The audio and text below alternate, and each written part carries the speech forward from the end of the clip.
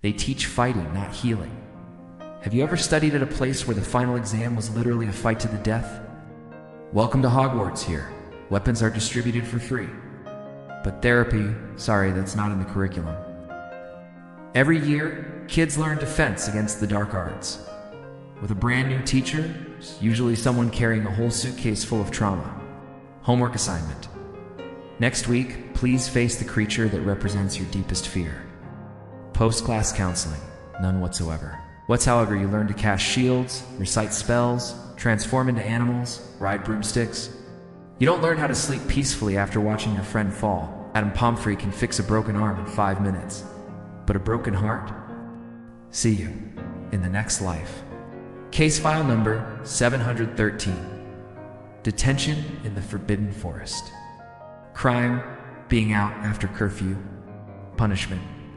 Entered the dark forest to hunt some mysterious glowing thing with a kind giant and several not-so-kind things. Small question, does an 11-year-old need to learn discipline or deserve to have a decent adult ask? What are you afraid of? The Hogwarts lesson, turning fear into laughter. Or more accurately, turning fear into a comedy act for house points. After the laughs, who takes the kids back to their rooms, makes them hot cocoa, and says, "It's okay, tell me about it, no one." Dumbledore has a basin to extract memories from heads. Magical, but not for therapy. For investigation, calculation, preparing for the next battle. At Hogwarts, reviewing trauma files is always more important than healing trauma. You cry in class? Gryffindor loses 5 points for making noise? You suppress it well and defeat monsters? Plus 50 points for brilliant achievement? Yes, here emotions have a scoring system. Therapy doesn't. Don't misunderstand, Hogwarts raises heroes. But heroes aren't people who do and fear. Heroes are people who go through fear without anyone holding their hand. And that's the tragedy. We celebrate the brave performance, then forget the backstage full of nightmares. Have you ever woken up in the middle of the night, heart pounding like drums, cold sweat, and still had to get to class at 7 because rules are rules? At Hogwarts, the answer is yes, and nobody calls that a sign of needing help. They call it growing up. So ultimately, has Hogwarts education failed? If the goal of education is knowing how to fight, they excel. If the goal is knowing how to live with yourself, how to heal, how to say I'm okay or not okay, then sorry, complete failure. This isn't a story judging magic. This is a psychological case. Hogwarts v. Adolescent Mental Health, and I have evidence. Let me take you to the crime scene. 1. School or training camp? Let's start from the beginning. Hogwarts curriculum, a place called a school, but you'll find it resembles a medieval military academy more than a dreamy educational institution. First year, you learn defense against the dark arts with a teacher so haunted that his back is his front. Second year, new teacher this time, someone who likes writing self-aggrandizing books and erasing student memories like hitting delete. Third year, a decent teacher, but turns out to be a werewolf. Fourth year, someone impersonating the real teacher, disguised with polyjuice potion. Fifth year, a ministry official who turns the classroom into a propaganda hall. Imagine changing math tutors every year and nearly dying in every test. The Boggart subject teaches you to turn fear into a joke. But that night, does anyone ask Neville, what are you really afraid of, Snape or failure? Because the answer doesn't affect ... house points. Harry gets detention, writing in blood on his hand under dim lights. Discipline at Hogwarts is special too. Gryffindor out after curfew? Into the Forbidden Forest to hunt monsters? Didn't do homework? Write lines until your hand tears, blood dripping on the desk, and nobody calls medical help. Here, deterrence always trumps care. Professor Snape doesn't teach students to understand potions, only how to fear mistakes. One slip, public humiliation, ... Grades matter more than confidence. Results over emotions. House points echo, plus 10 Gryffindor, 5 Hufflepuff. The whole school operates like a giant game show, right? Add points, minus points, crying doesn't count. You want love? Good luck. Hope your house wins the cup at year's end. And here's the paradox. Hogwarts teaches children to become warriors, but doesn't teach them to be human. No subject covers how to endure loss, No practice sessions on how to ask for help when you're panicking. These kids are good at fighting monsters. But when the monster is in their head, they're completely untrained. And you know what's worst? Hogwarts thinks everything is fine, because these children, still survive. But survival doesn't mean normal. 2.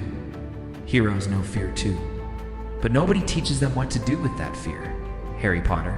We're used to seeing him as an icon, saving the world, defeating the Dark Lord. But try looking at that boy after the Tri-Wizard tournament, sitting alone in the hospital wing. Hands shaking, eyes staring into nothing. Not one teacher asks, "Can you sleep? You still dream of Cedric's body?" They only asked, "Did you see Voldemort return?" At Hogwarts, psychological trauma isn't a disease. It's a lesson to endure alone. Neville Longbottom. The clumsy boy the whole class usually laughs at. But when facing parents tortured to madness, "Do you see anyone at school?" asked Neville. "Are you okay?" No, just a few compliments like, "You're so brave." What good is brave when night falls, and the boy has to cry alone? Luna Lovegood, different, eccentric, and lonely. The girl is bullied by classmates, her belongings hidden in Hogwarts. Not a single teacher notices. Here as long as students don't die. Everything is treated as kids fooling around. This is the twist few dare face. Hogwarts created heroes who know how to fight, but also created chipped souls. It's not because the kids are weak, but because the adults chose not to look. And the irony? When a Slytherin student risks their life to save friends, the school still asks, "Did the student make this up?" At Hogwarts, courage also needs the right house colors. This isn't just a story about a famous boy. This is an indictment of a school wonderful on paper, but cold in reality. Nobody asks, "Are you okay?" 3. A school that produces warriors doesn't teach them to be human. Have you ever wondered why a school that's the best in the wizarding world has no counselors? Not one professor who actually talks to students outside of class? At Hogwarts, if you're afraid, they give you a wand. If you're angry, they give you a Quidditch match. If you lose someone dear, sorry, class is over. Wait for charms. This is a very classic British culture. Don't complain. Stand up. Keep working. And when applied to a magic school, it becomes a silent mantra. Don't talk about pain. Look how they train children. Defense against the dark arts. Learn to fight back. Charms. Transfiguration. Learn to control power. But nobody teaches you to control midnight panic attacks. They teach how to deal with monsters out there, but not how to deal with monsters inside your head. Even Dumbledore, considered the great teacher, also fails.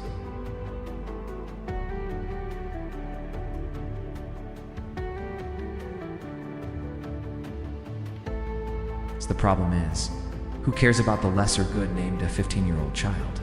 That's exactly why. Hogwarts doesn't just train heroes, it also trains damaged adults. Adults carrying wounds that were never bandaged, because from childhood they learn to hide blood under their robe sleeves. Learn to fight, don't learn to heal. For Hogwarts doesn't fail, but the students do. Finally, does Hogwarts fail? Not really. The school still produces the world's best wizards. It's just that ... They read so good they know how to defeat even the Dark Lord. But do I know how to sleep peacefully at night? This isn't magic's fault, this is human fault. Of teachers who believe wounds will heal themselves, of an education system that sees pain as ... an elective subject. Hogwarts teaches children how to become heroes, but doesn't teach them how not to become villains after being heroes. Teaches you to hold a magic wand, but doesn't teach you to hold another person's hand when they're crying. And you know what's most ironic? There's no spell that can cure a cracked heart. Avada Kedavra kills instantly, but neglected pain kills more slowly and more certainly. Hogwarts a good school, but never enough.